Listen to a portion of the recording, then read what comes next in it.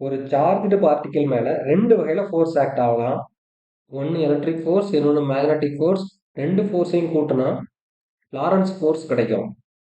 இப்போ negative charge Q உள்ள m mass உள்ள ஒரு சார்ஜ்டு பார்ட்டிக்கல் Vங்கிற வெலாசிட்டியில Aங்கிற பாயிண்ட்ல மேக்னெட்டிக் ஃபீல்டுக்குள்ள என்ட்ராவதா எடுத்துப்போம்.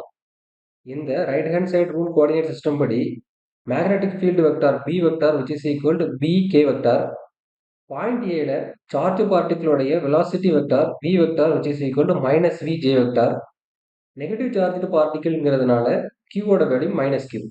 இந்த செட்டப்ல மேக்னெட்டிக் ஃபீல்டு மட்டும் இருக்கிறதுனால லாரன்ஸ் ஃபோர்ஸ்ல எலக்ட்ரிக் ஃபோர்ஸ் வேல்யூ 0.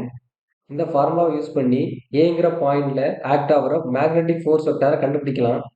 இப்படி ஏங்கிற பாயிண்ட்ல QVBங்கிற மேக்னெட்டிக் ஃபோர்ஸும் மேக்னெட்டிக் ஃபோர்ஸோட டைரக்ஷன் எக்ஸ் டைரக்ஷன்ல இருக்கு.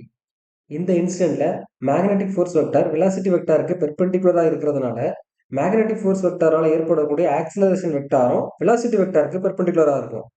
இப்படி இந்த வெலாசிட்டி வெக்டார் டைரக்ஷன்ல எந்தவித ஆக்சலரேஷனும் இல்லை அப்படிங்கிறதுனால சேம் வெலாசிட்டி மெயின்டைன் ஆகிட்டே இருக்கும்.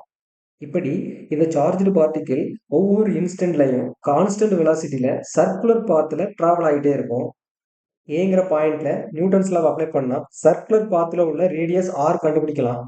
நியூட்டன்ஸ் லா படி summation of force vector which is equal to mass into acceleration vector. ஏங்கிற பாயிண்ட்ல FBங்கிற மேக்னெட்டிக் ஃபோர்ஸ் வெக்டார் மட்டும் ஆக்ட் ஆகுது. ஒரு ஆப்ஜெக்ட் Vங்கிற கான்ஸ்டன்ட் வெலாசிட்டியில சர்க்குலர் பாத்துல மூவ் ஆகிட்டே இருந்தா அதோடைய நார்மல் ஆக்சலரேஷன் வேல்யூ V²/r. ஃபைனலா இந்த ரிலேஷன்ல இருந்து சர்க்குலர் பாத்தோட ரேடியஸ் ஆர் கண்டுபிடிக்கலாம்.